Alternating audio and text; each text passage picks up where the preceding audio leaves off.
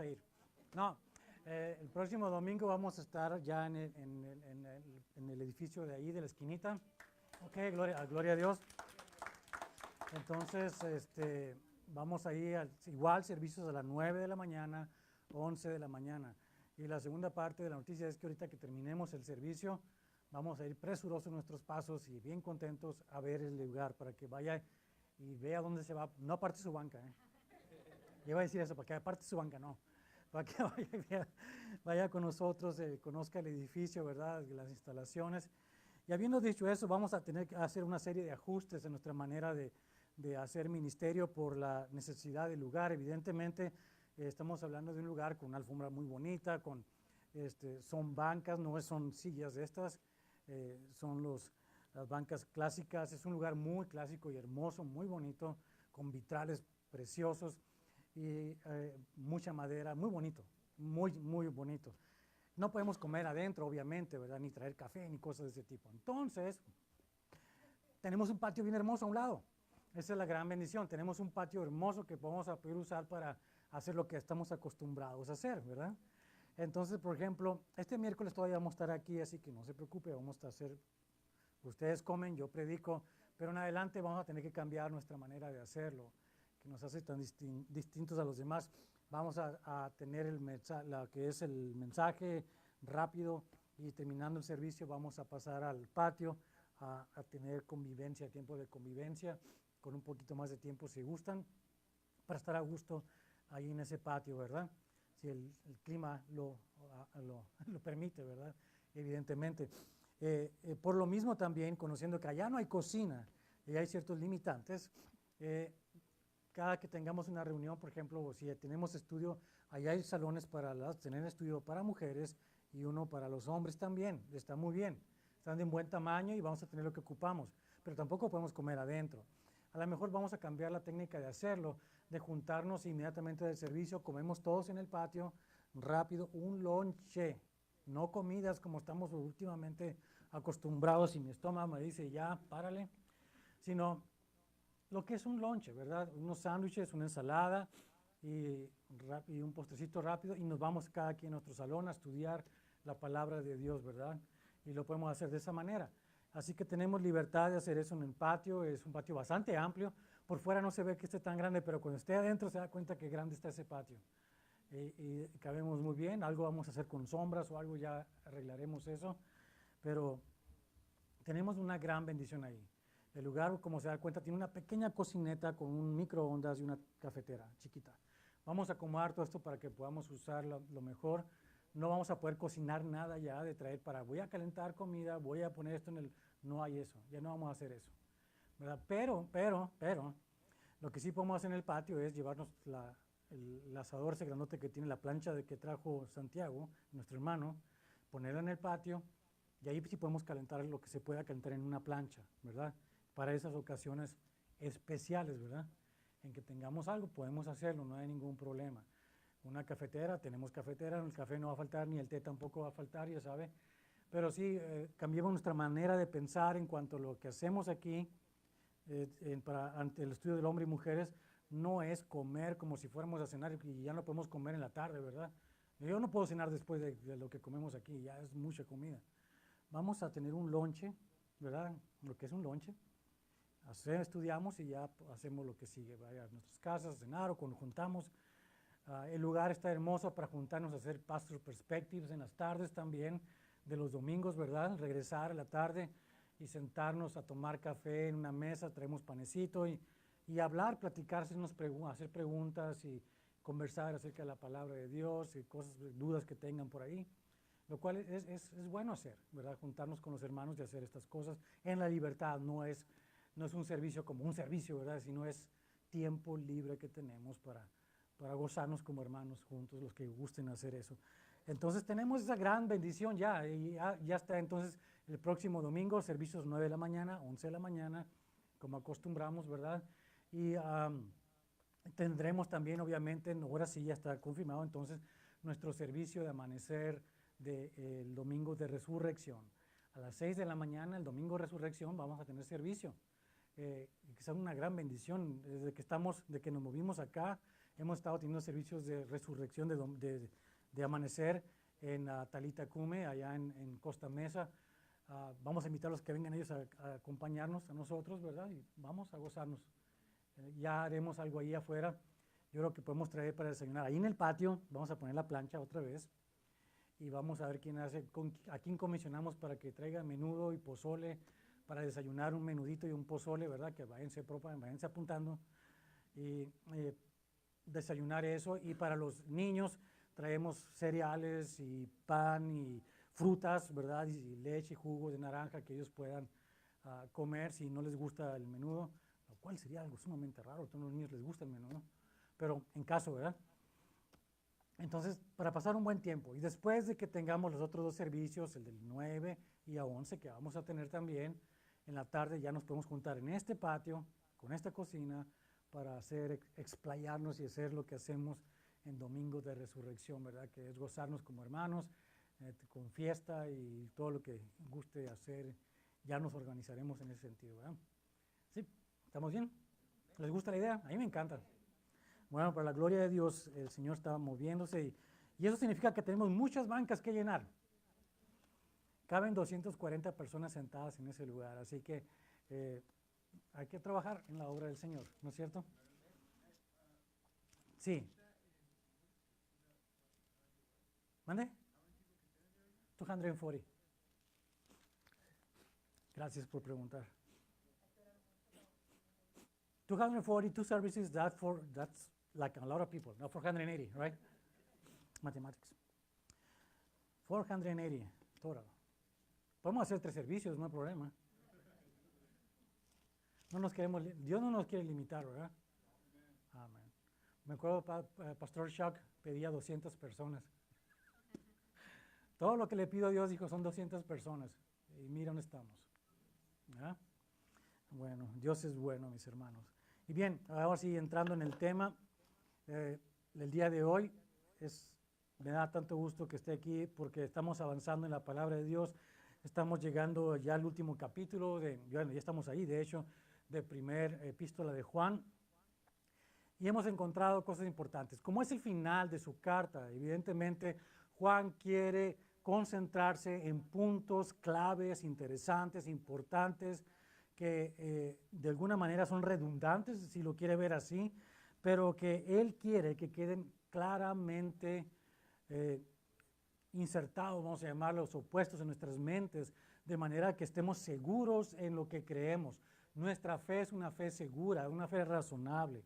No son falsas creencias, ni quisiéramos que fuera cierto. Es verdad, y lo que trata de enseñarnos Juan es que es probable. Es decir, no probable de que pueda ocurrir, sino se puede probar.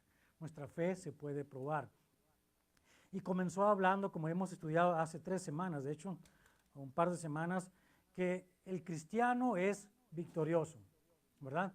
¿Se acuerda que les habíamos dejado de estudiar en primera carta a los Corintios, capítulo 15, al final? ¿Qué es nuestra victoria? Y vimos que Jesucristo es nuestra victoria. Jesucristo es nuestra victoria, ¿por qué? Porque Él venció la muerte. Él vino en la carne, murió en la cruz derramando su sangre por nuestros pecados, resucitó al tercer día, está a la diestra de Dios Padre, y eso es la victoria de Él y nuestra victoria porque somos hijos amados de Dios. Entonces, si somos victoriosos, tenemos que volver a empezar a tomar. Ok, Juan está diciendo que somos victoriosos. ¿Cuál es el fundamento de nuestra victoria? Jesucristo. ¿Quiénes dan testimonio de ello? Si estuviéramos en una corte con un juez y un jurado, ¿qué pruebas podemos tener de que Jesucristo, es realmente el fundamento de nuestra victoria? Juan, como vimos la semana pasada, presenta unos testigos que van a hablar, van a dar testimonio, de manera que podamos nosotros estar seguros de que Jesucristo es quien dijo ser nuestra victoria. ¿Cuáles son esas pruebas? La semana pasada tocamos nada más algunas de ellas. Hablamos del agua, la sangre y el Espíritu Santo, ¿verdad? Agua y sangre que hablaban de la carnalidad de Jesús, es decir, siendo Dios, se hizo carne, estuvo entre nosotros, murió. Agua y sangre. El ministerio de Jesucristo fue cumplido cabalmente Y lo que da testimonio también, el tercer testigo es el Espíritu Santo, que es el que nos lleva a convicción de todas las cosas que necesitamos conocer. Bien, nuestra fe es razonable. Y el día de hoy vamos a hablar un poco más acerca del testimonio veraz de la fe en nuestra segunda parte. Y vimos algo interesante que abrimos la proverbial la lata de gusanos la semana pasada, en la que hablamos de estos versos en controversia, ¿lo recuerda? Versos 7 y 8 del capítulo 5, primera carta de Juan, son versos controversiales. ¿Por qué? Porque no están escritos en los manuscritos más antiguos. De ahí que cuando hablamos con testigos de Jehová, con mormones o con cualquier otra secta diabólica, como son todos ellos, ¿verdad?, que están en contra del Dios trino que habla la palabra de Dios, esas personas, no podemos usar estos versos porque inmediatamente nos van a decir, eso no está en la Biblia, ¿verdad? Y como usted ya vio sus notas en su Biblia, dice, tampoco están en la mía, ¿verdad? Entonces, tenemos que aclarar el punto, dijimos. Vamos a tomarlo de frente tal y como es. El punto es esclarecer si toda la palabra de Dios es palabra de Dios o si no lo es, si hay puntos que no lo son. En particular estos dos versos. Nuestro cuestionamiento, lo que tenemos que llegar al final la próxima semana, no esta semana, a la conclusión es si sí o no estos dos versos son verbum Dei, o sea, palabra de Dios. Tienen que ser palabra de Dios para que estén aquí, o si están aquí no son palabra de Dios porque están ahí. En todo caso, tenemos que encontrar esto es importante. ¿Por qué? Porque nuestra fe está fundamentada en lo que dice la palabra de Dios. Y tenemos que entenderlo, mis hermanos. Si nosotros no basamos nuestra fe en lo que está escrito aquí, en lo que nos dice, la inspiración del Espíritu Santo, la revelación del Espíritu Santo, en la palabra de Dios dada a los hombres a través de la palabra escrita, la palabra que es la Biblia, entonces estamos metidos en gran problemas y cualquier libro podría significar exactamente lo mismo. De manera que entonces la Biblia de los Testigos de Jehová, o el libro de los Mormón, o el Corán, o cualquier otro libro que haya en el mundo de cualquier religión, podría ser igualmente aceptable para nosotros, si esto no es palabra de Dios. Pero si esta es la palabra de Dios, todo lo demás queda excluido, todo lo demás. Cualquier filósofo, teólogo que venga y me toque la puerta y diga, traigo una filosofía mejor que la tuya. Yo sé que ahora Dios se presenta de esta y tal forma y te puede hablar de tal cual cosa. No, mi Biblia dice esto. Esto es lo que dice la palabra. Este es el fundamento. Vamos contra ello, vamos a acercarnos a la palabra de Dios y de ahí salimos para hacer lo demás. Entonces tenemos que ver si estos versos son realmente o no palabra de Dios. ¿Por qué? Porque nos demuestran dónde está nuestra fe. Si en el caso, vamos a hacer un planteamiento rápido hipotético, nada más. En el caso que pudiéramos llegar a una conclusión que dijera, no es palabra de Dios estos dos versos, ¿cómo cambiaría usted su manera de pensar? Póngase a pensar en ello. ¿En qué manera le afectaría a usted en su fe si de estos dos versos de la Biblia no fueran palabra de Dios? No dé la respuesta, nada más piénselo, porque esta es la importancia. Esta es la importancia de lo que estamos estudiando. Ahora, en el día de hoy vamos a continuar con el estudio completo de estos versos que estamos teniendo en cuestión, desde el verso 6 al 11, hablando de lo que son los testimonios de por qué Jesucristo es nuestro fundamento para decir que somos victoriosos. Vamos a concentrarnos en eso. Y al final de este día, del tema del día de hoy, vamos a regresar a este cuestionamiento, a ver algunas situaciones que nos van a aclarar un poco más acerca de cómo podemos definir si sí o no es palabra de Dios, ¿verdad? Así que vamos a verlo todo en su contexto completo, tal y como está en su Biblia. Si alguno tiene una versión diferente que no tenga estos versos, puede levantar su mano. ¿Nadie? Ok. Hay otras versiones de la Biblia que no tienen estos versos y tienen una nota aclaratoria. Las versiones que tenemos nosotros, como la Reina Valera Nueva y algunas otras versiones, tienen versos escritos tal y como están aquí, pero además de eso también tiene una nota aclaratoria que dicen estos versos no están en los manuscritos más antiguos. ¿Okay? Basado en eso, vamos a leer entonces todo el contexto otra vez de estos versos, del 6 al 11. Este es Jesucristo que vino mediante agua y sangre, no mediante agua solamente, sino mediante agua y sangre. Y el Espíritu es el que da testimonio, porque el Espíritu es la verdad.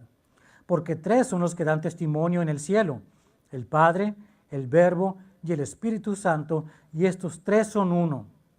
Y tres son los que dan testimonio en la tierra: el Espíritu, el agua y la sangre, y estos tres concuerdan.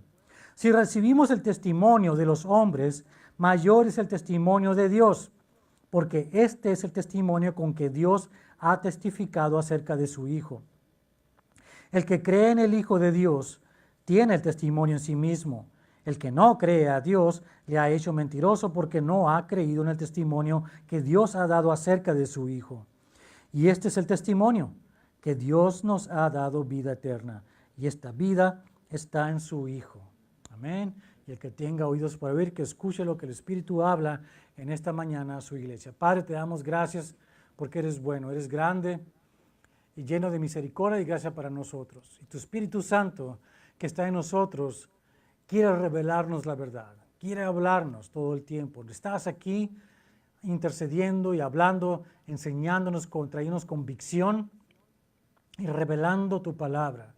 Y apelamos a eso mismo, Señor, para que en esta mañana podamos tener revelación tuya, que nos hables directamente a nuestra mente, a nuestro entendimiento, y podamos discernir estas cosas. En cuestión no está solamente quién es nuestro fundamento en la fe, por qué somos victoriosos, sino también está en cuestión si la palabra misma que estamos leyendo es la autoridad de la palabra de Dios misma o es simplemente el pensamiento de algún humano que quiso agregar algo a la palabra de Dios.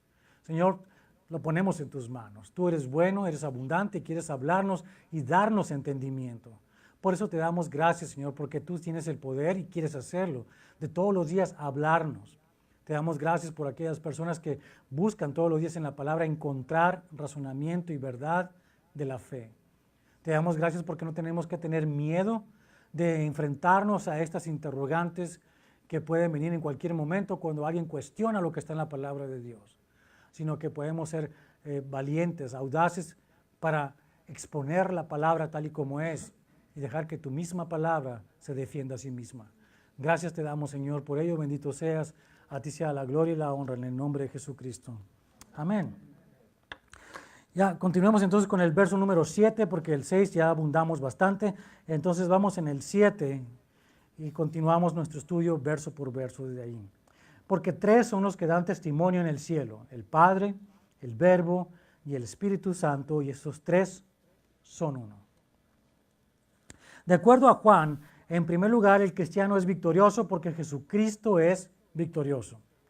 Como ya estudiamos, y la victoria de Jesucristo es su resurrección de la muerte. Para haber resucitado de la muerte tuvo que haber muerto primero, ¿no es cierto? Bien. Y para haber muerto primero tuvo que haber nacido primero. Esa es la gran verdad de la palabra de Dios. El razonamiento es lógico, ¿verdad?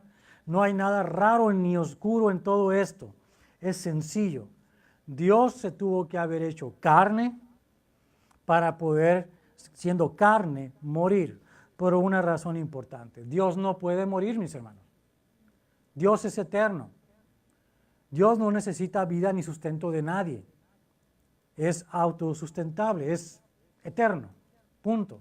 Entonces, Dios no puede morir. Si Dios no hubiera venido en la carne, no se hubiera hecho humano, no podía haber muerto por los pecados de nadie, porque Dios no puede morir. De manera que Jesús tuvo que haber hecho algo especial, tuvo que haberse hecho hombre para poder morir como hombre y poder derramar su sangre y pagar por nuestros pecados. Es de allí el principio importante. Por lo tanto, entendemos una cosa, cristiano.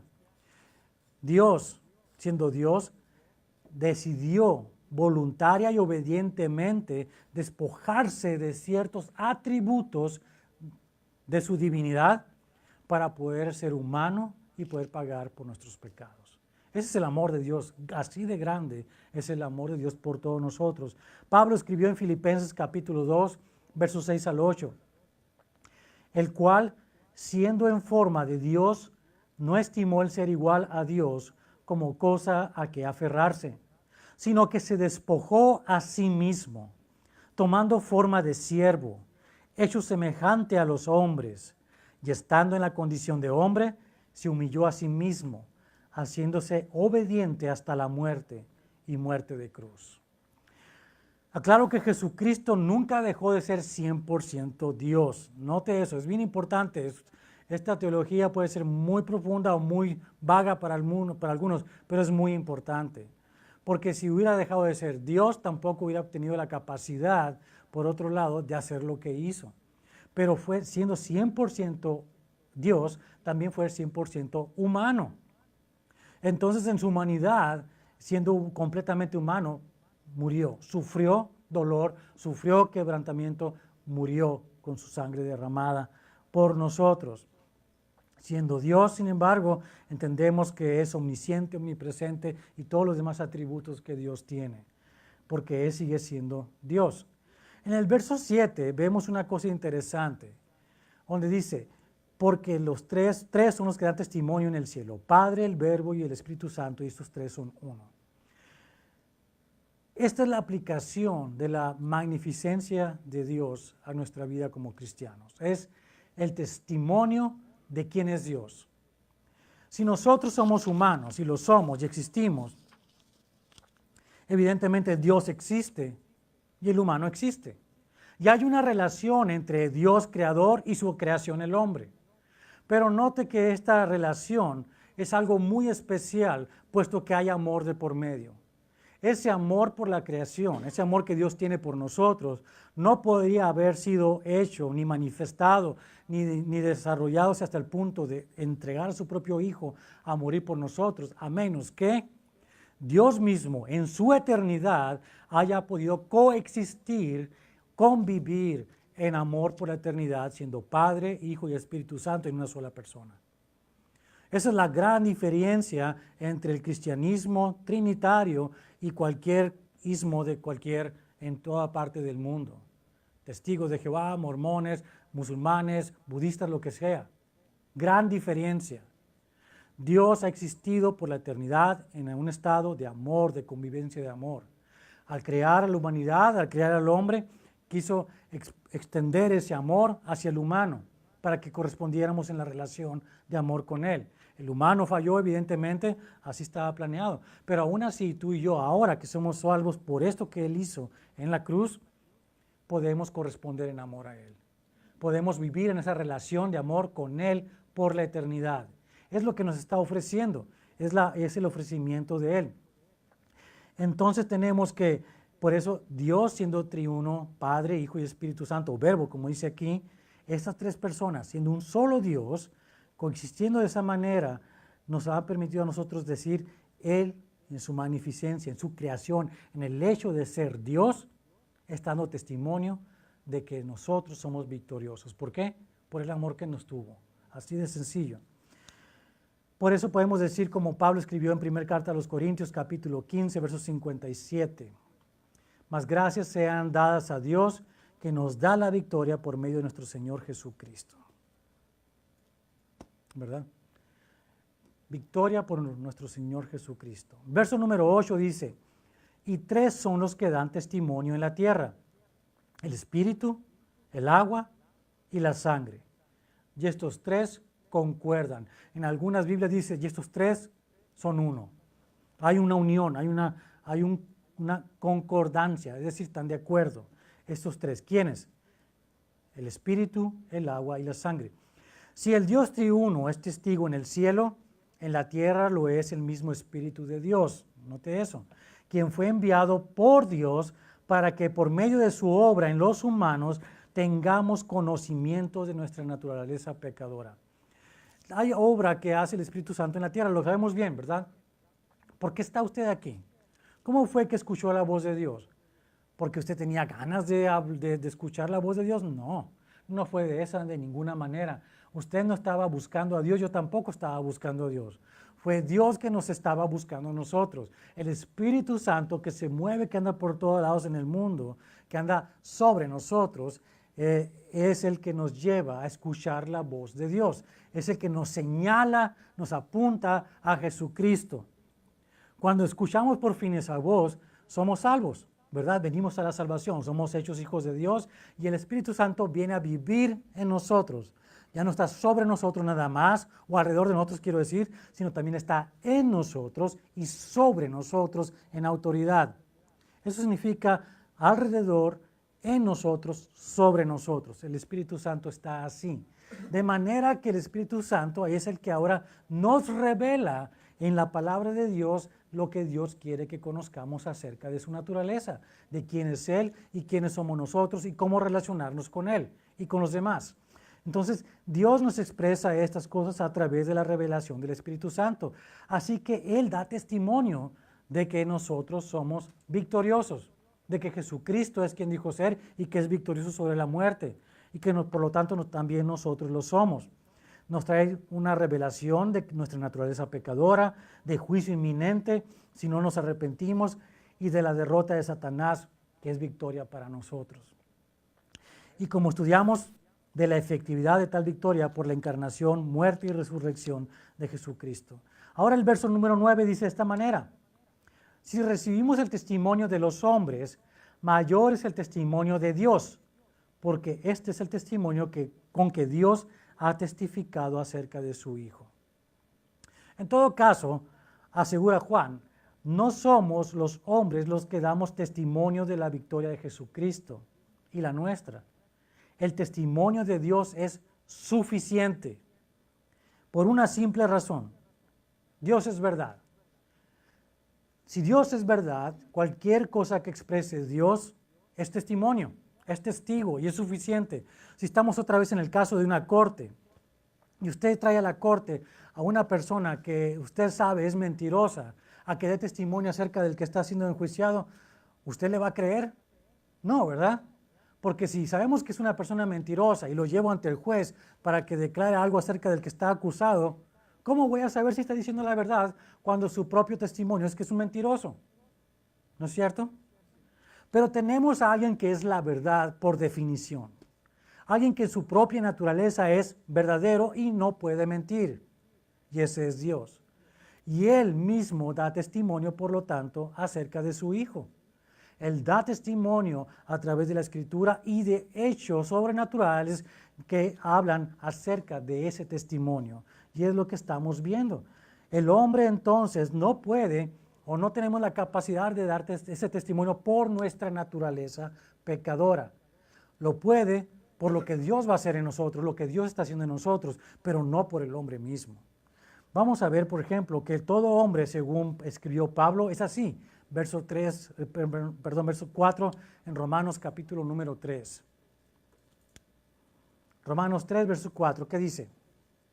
De ninguna manera, antes bien sea Dios veraz y todo hombre mentiroso, como está escrito, para que seas justificado en tus palabras y venzas cuando fueres juzgado.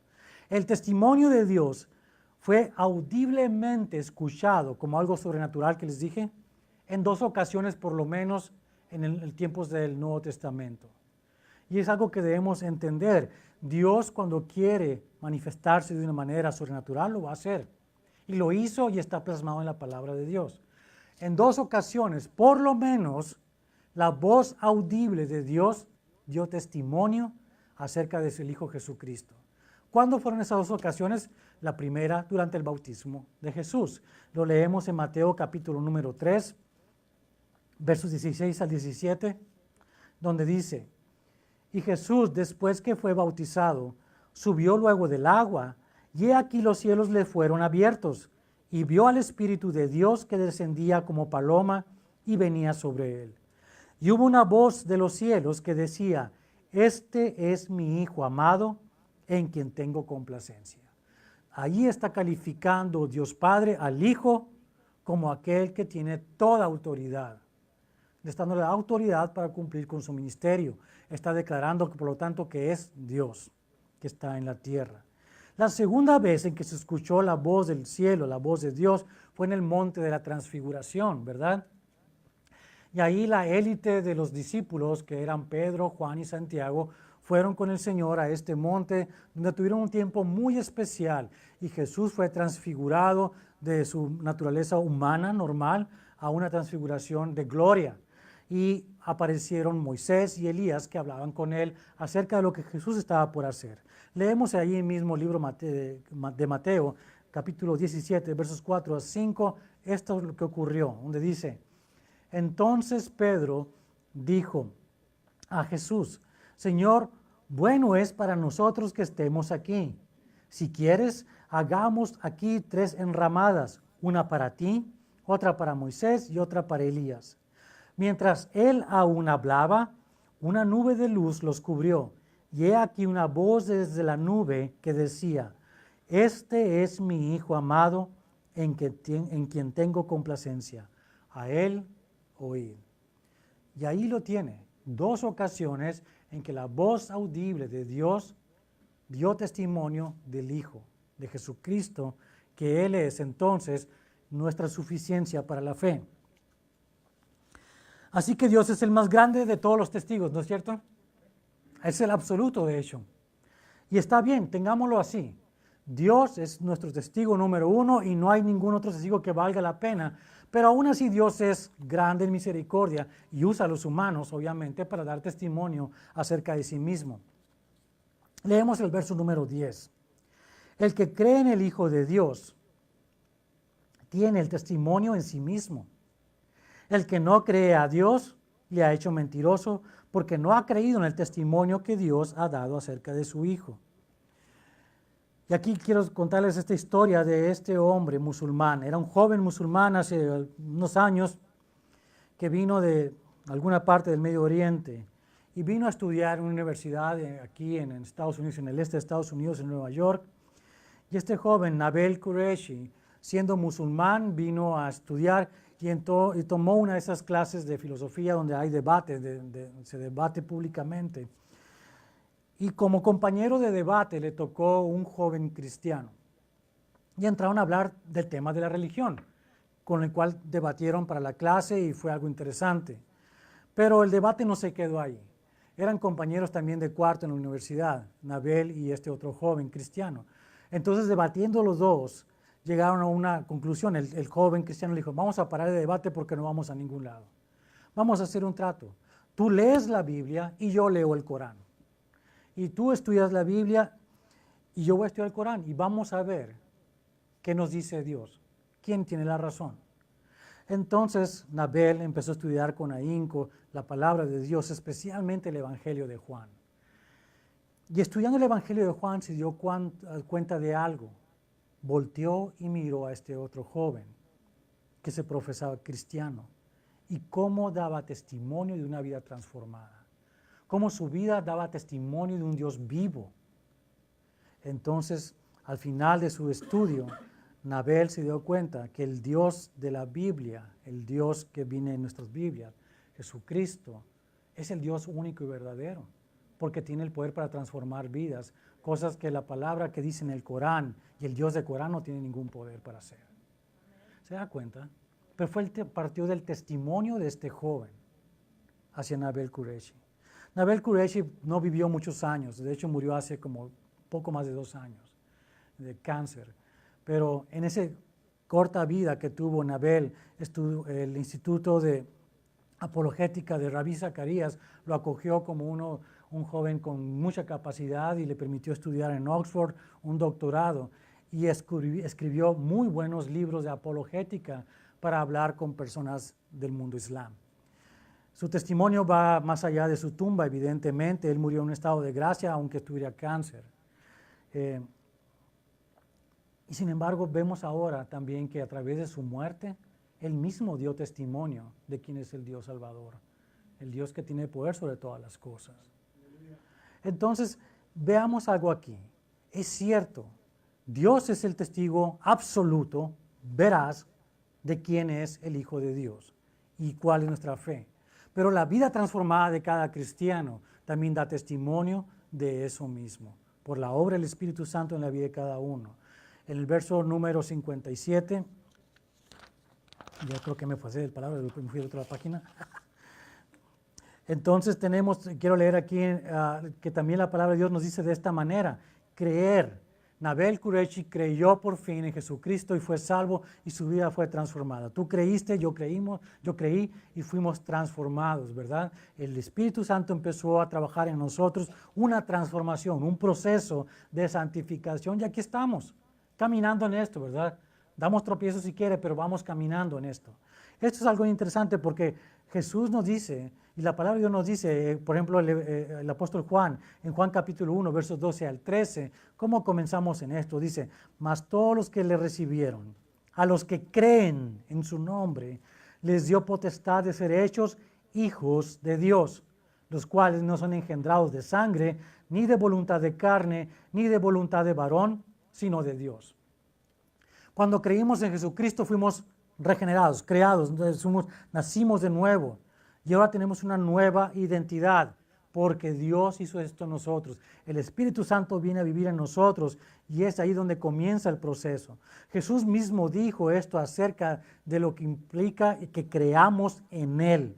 En el capítulo 12, versos 44 al 46, Jesús nos dice esto en el Evangelio de Juan. Jesús clamó y dijo, el que cree en mí, no cree en mí, sino en el que me envió, y el que me ve, ve al que me envió. Yo, la luz, he venido al mundo para que todo aquel que cree en mí no permanezca en tinieblas. ¿Te das cuenta? Al creer en Jesús nos traslada de un estado de ignorancia en cuanto a las cosas de Dios y el testimonio de Dios a un estado en el que somos parte y conocemos el testimonio de Dios. Y podemos crecer, ya no estamos en la oscuridad, sino en la luz. Y esa es una gran bendición. Pero más allá de eso, todavía Jesús continúa y nos dice en capítulo 11 de Juan, versos 25 al 26.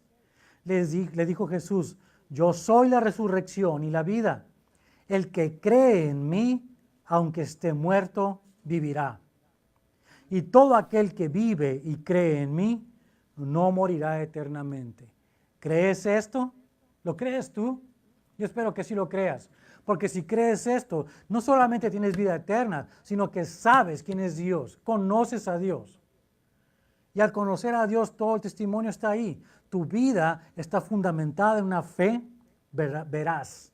Nuestra fe es veraz porque sabemos lo que es la verdad. El Espíritu nos ha revelado esta verdad a cada uno de nosotros a través de la palabra misma de Dios.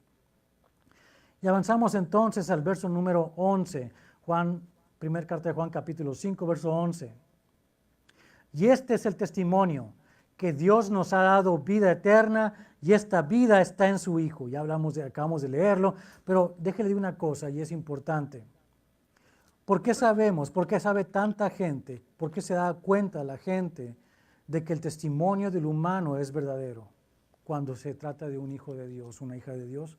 Por lo siguiente, miles de cristianos a través de la historia, desde la iglesia primitiva hasta nuestro día y hasta que el Señor venga, miles y miles de cristianos, o millones si quiere, han sido martirizados, es decir, han sido perseguidos hasta el punto de morir dando fe y testimonio de quién es su Creador, de quién es su Salvador, de quién es su Redentor, de quién es la vida para ellos. Esto ha ocurrido a través de la historia. Y podemos decir a través del testimonio histórico de los personajes que han participado en esos hechos, de que un estado de gracia ha habido en esas personas, un estado diferente. Aún aunque las personas han muerto de alguna enfermedad de ancianos en su casa, como sea, hay un estado de gracia en la persona que es un hijo o una hija de Dios. La muerte no es igual para nosotros que lo es para el resto del mundo. Para nosotros la muerte simplemente es un paso a nuestra verdadera identidad, a nuestra vida verdadera y a la esperanza de un día tener un cuerpo de gloria como el del Señor Jesucristo. Eso es todo lo que es la muerte para nosotros. Por eso no tenemos miedo a la muerte. ¿Qué va a pasar conmigo? Lo que va a pasar conmigo yo lo estoy esperando con gran gozo. Porque sé a dónde voy, sé en qué momento, cuando deje de respirar aquí, voy a estar en la presencia de Dios mismo y voy a estar cara a cara con el Señor. Y eso es una gran bendición. Ese es un estado de gracia que a través de la historia, por miles de años, ya 2000 años, las personas han estado presenciando y atestiguando que así ha sido.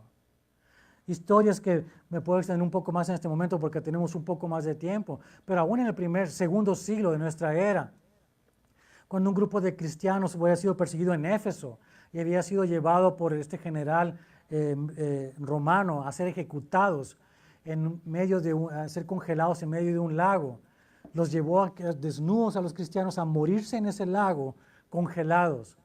Y los cristianos se abrazaron simplemente en el centro del lago y empezaron a cantar alabanzas a Dios hasta que murieron congelados.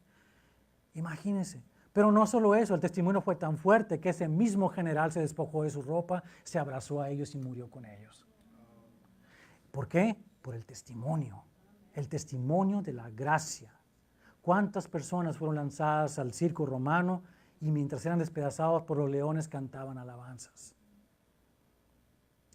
Ese es el testimonio que aún a nuestros días ha llegado a ese punto. Entonces, ese es el que da testimonio, dice primera carta de Juan capítulo 5, versos 11. Y este es el testimonio, que Dios nos ha dado vida eterna y esta vida está en su Hijo. Y eso hace la gran diferencia, mis hermanos. Y entonces tenemos aquí que, ahora sí voy a avanzar un poco a nuestro punto de cuestión, el secundario, si quiere verlo de esa manera. El principal es que expongamos la palabra de Dios como lo hemos hecho. Conocemos esto, ¿verdad? Y gracias a Dios por esa palabra, tenemos el testimonio. Pero estos versos en cuestión, con el testigo de Jehová le toca la puerta, el mormón o el quien sea, o aún algunos cristianos unitaristas, como se llaman, que no hablan de la Trinidad. Ok, y dicen, estos versos no están en la Biblia. Muy bien, en los manuscritos más antiguos que existen, no son todos los manuscritos, por eso. Son los más antiguos de los cuales tenemos conocimiento. Esto no implica que haya otros manuscritos más antiguos quizás, o un poco más modernos, en que estos versos sí estén. Lo que tenemos como referencia es que en los manuscritos de los que tenemos conocimientos, los más antiguos de ellos, estos versos no están. ¿Cuáles versos? El 7 y el 8, pero no completamente, sino parte de ellos no están. De hecho, en el verso número 7 no están estas palabras. Note para que las subraye en su Biblia. En el verso 7 no están estas palabras, desde donde dice, en el cielo, el Padre, el Verbo y el Espíritu Santo, y estos tres son uno. Esos no están en el verso número 7. Y en el verso número 8 no están estas palabras, y tres son los que dan testimonio en la tierra. Esas son las palabras que no están en esos manuscritos. Otros manuscritos a lo mejor lo tienen, porque una cosa no implica la otra. Pero en esos manuscritos más antiguos, estas palabras no están. Entonces, si tomáramos esos manuscritos como referencia, y a la hora de estudiar en el idioma griego encontramos que no están ahí porque vienen de esos manuscritos, lo leeríamos así del verso número 6 al 8. Diría de esta manera, este es Jesucristo, que vino mediante agua y sangre, no mediante agua solamente, sino mediante agua y sangre. Y el Espíritu es el que da testimonio, porque el Espíritu es la verdad. Porque tres son los que dan testimonio, el Espíritu, el agua y la sangre, y estos tres concuerdan. Dígame una cosa, ¿cambia el sentido de lo que nos quiere decir la palabra de Dios? No, ¿verdad? No cambia. Está hablando de tres testigos. Uno es el Espíritu y los otros dos son el agua y la sangre. No ha cambiado el contexto de lo que nos quiere decir. Entendemos entonces que no cambia el significado de la frase, de todo lo que quiere decir Juan. Pero para ti y para mí, no nos vamos a quedar aquí nada más. No podemos quedarnos aquí. Queremos tomar esto y llevarlo hasta sus consecuencias últimas. Porque si estas otras palabras que dicen en el cielo, el Padre, el Verbo y el Espíritu Santo, y estos tres son uno, y tres son los que dan testimonio en la tierra, fueron injertados en tu Biblia y en mi Biblia, ¿serán o no serán palabra de Dios? Ese es el punto. ¿Es o no palabra de Dios? Porque si estos versos fueron agregados aquí, ¿qué me dice que otros versos no fueron agregados? ¿No es cierto? Tenemos que llegar a la consecuencia última de esto que estamos investigando. Por eso vamos, como les digo, abrimos la lata de los gusanos y tenemos que encontrar hasta el fondo qué es lo que hay en todo esto. Y esto no lo hacemos por otra razón, sino simplemente una cosa. Tenemos que reconocer que nuestra fe es fundamentada. y es algo que vamos a llegar al final. Pero para darles una introducción a lo que vamos a ver la próxima semana, voy a tocar algo que es importante.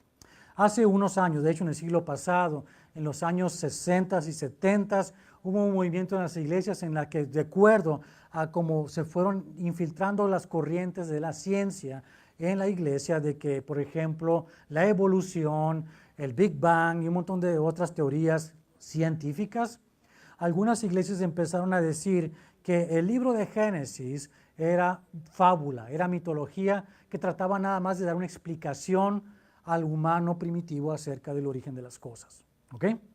Esto estaba ocurriendo en la iglesia. Esta es una realidad, no en todas las iglesias, pero estaba empezando a cundir en las iglesias. Entonces, en los años 70, y le voy a leer aquí como lo escribí, en lo que estudié, en lo que investigamos en esto, hubo un movimiento que se le llamó, de hecho, se le llamó el Consejo Internacional de Inerrancia Bíblica. Esta organización funcionó desde 1977 hasta 1987. El objetivo de esta comisión fue de investigar si la palabra de Dios es la palabra de Dios toda ella. Por supuesto, la palabra de Dios se defiende a sí misma, eso no es el problema. El problema es investigarlo y dar una respuesta a estas interrogantes. Se reunieron 268 ministros y teólogos evangélicos en Chicago en 1978 a 79, y en una cumbre se pudo determinar, a través de estudiar esto, llegar a un acuerdo y sacar un edicto con 19 artículos que hablan de la inerrancia de la palabra de Dios, de la Biblia. Esto es importante que conozcamos nosotros los cristianos como cultura de nosotros, como en qué creemos y por qué creemos. Lo que ellos escribieron en estos artículos no es nuevo, está en la palabra de Dios, pero es una manera de ratificar aquellos que Dios nos ha dicho. Así que allá al final, además de tomar las notas del día de hoy, tome esta nota que dice la Declaración de Chicago sobre la inerrancia bíblica. Le voy a leer 5 puntos en los cuales ellos se basan para llegar a estos 19 artículos de afirmación y negación. La declaración, así en los 5 puntos básicos, dice: Dios, en el número 1, que es la verdad de sí mismo y habla solo la verdad, ha inspirado la Sagrada Escritura para revelarse a sí mismo a la humanidad perdida a través de Jesucristo como Creador y Señor, Redentor y Juez. La Sagrada Escritura es el testimonio de Dios a sí mismo. Punto número 2. La Sagrada Escritura, siendo la propia palabra de Dios, escrita por hombres preparados y supervisados por su Espíritu, es de autoridad divina, infalible en todos los asuntos que toca. Debe ser creída como la instrucción de Dios en todo lo que afirma, obedecido como el mandato de Dios en todo lo que requiere, abrazado como promesa de Dios en todo lo que promete. Punto número 3.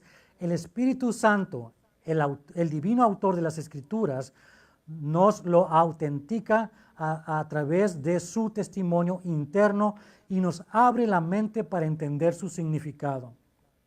Punto número 4.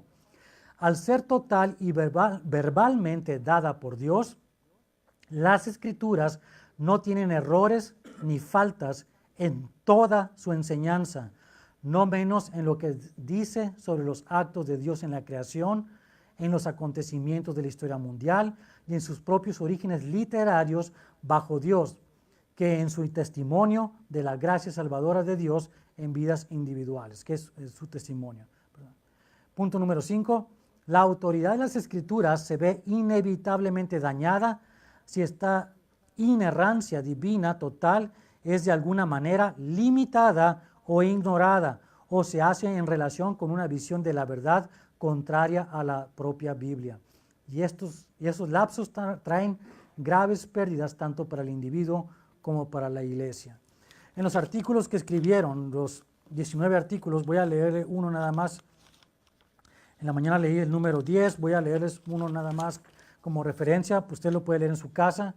Por ejemplo, el artículo número 13 dice: afirmamos la conveniencia de usar la inerrancia como un término teológico con referencia a la completa veracidad de las Escrituras. Negamos que sea apropiado evaluar las Escrituras de acuerdo con estándares de verdad y error que son ajenos a su uso o propósito. También negamos que la inerrancia sea negada por fenómenos bíblicos como la falta de precisión técnica moderna, irregularidades de la gramática, ortografía, descripciones observacionales de la naturaleza, el reporte de falsedades, el uso de hipérboles y números redondos, la disposición tópica del material, variantes selecciones de material en cuentas paralelas o el uso de citas gratuitas. O sea, las cosas que la gente quiera poner no afecta el significado de la palabra de Dios. Entonces, lea estos artículos, le van a traer mucha luz en cuanto a lo que nosotros vemos como la palabra de Dios, porque al final de cuentas, como leímos, ¿verdad? Toda la palabra, toda la escritura es inspirada por Dios, ¿verdad? Vamos a llegar a esa conclusión, tenemos que investigar esto, a llegar al fondo de esto la próxima semana con el favor de Dios. Entonces, por lo tanto, vamos a orar para despedir este día. Padre, te damos tantas gracias, Señor, por tu palabra, porque es testimonio de quiénes somos nosotros, victoriosos en Jesucristo. Da testimonio de quién es Jesucristo, Hijo de Dios, que vino con el propósito de darnos vida eterna, de que se hizo carne, estuvo entre nosotros y murió una muerte vicaria en la cruz en favor de nosotros. Te damos gracias, Señor, porque esa es nuestra victoria. Te damos gracias, Señor, porque tú nos das testimonio sobre todas las cosas, porque tú eres Dios, simplemente por eso, porque tú eres Dios, y ese es suficiente testimonio para toda la humanidad, porque somos creación tuya y tuvimos que haber venido de algún origen que eres tú. Pero más allá de eso también, Señor, en los tiempos modernos, y mientras la iglesia sea iglesia, la iglesia misma da testimonio de quién eres tú. La transformación de nuestras vidas, de ser lo que éramos antes, personas enemistades, enemigos de Dios, aborrecedores de lo bueno, de lo que tú mismo llamas ser tu voluntad, detractores. Fuimos transformados en el momento en que te recibimos, en que creímos. Y tu Espíritu Santo vino a vivir en nosotros. Y algo empezó a suceder con nosotros, una regeneración y un cambio de conducta, de actitud, de mentalidad, que no pudo haber sido dado por forma natural, sino sobrenatural, por la obra de tu Espíritu en nuestras vidas. Te damos gracias por esa verdad, Señor. Y para lo que queda de nosotros, en esta controversia de la palabra de Dios, Señor, te pedimos que seas tú que nos revele la verdad. Si estas palabras son tuyas, si tú las pusiste ahí, o si alguien puede ser capaz de alterar el contenido de la palabra de Dios, aunque ya hemos estudiado en tu misma palabra, que tú perseveras tu palabra, que tu palabra no cambia, no importan los tiempos y los lenguajes, que tu palabra, como estudiamos también aquellos que hicieron su tarea en Salmo 12, es pura como la plata, sin contaminación. Te damos gracias por esas verdades, Señor. Te damos gracias por la bendición que traes a nuestras vidas y porque podemos confiar en que tenemos esa vida eterna que nos permite vivir y morir con una perspectiva diferente. Gracias te damos, en el nombre de Jesucristo. Amén. Dios los bendiga, mis hermanos. Nos vemos ahorita para irnos, ahorita que terminemos de lavar. Vamos a ir allá al nuevo edificio.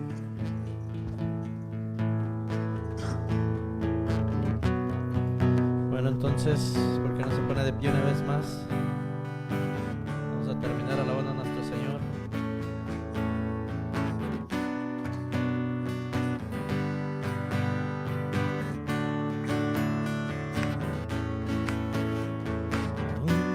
Razón de mi adoración, eres tú, mi Jesús, el único motivo para vivir, eres tú, mi Señor, mi única verdad está en ti, eres mi luz y mi salvación, mi único amor, eres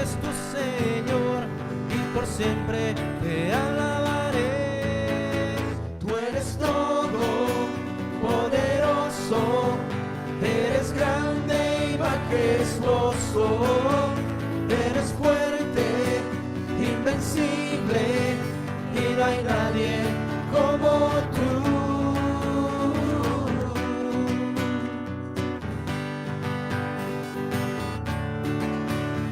La única razón de mi adoración eres tú, mi Jesús.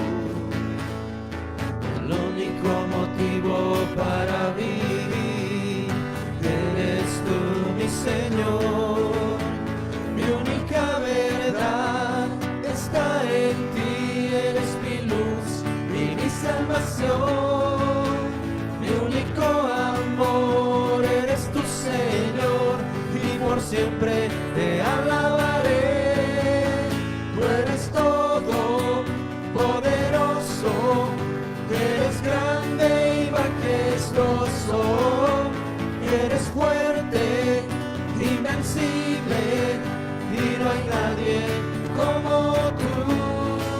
Tú eres todo poderoso, eres grande y majestuoso, eres fuerte, invencible, y no hay nadie como tú. Tú eres todo poderoso, eres grande y majestuoso, eres fuerte, invencible, y no hay nadie como tú. Tú eres todo poderoso, eres grande y majestuoso, eres fuerte, invencible, y no hay nadie como tú.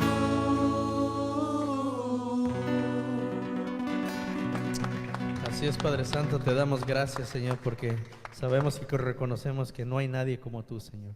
Tú eres el Dios todopoderoso, Señor, el Dios de la Biblia, Señor, el Dios que vino en rescate por nuestras vidas, Señor. Gracias, Señor, te damos en nombre de tu Hijo Jesús.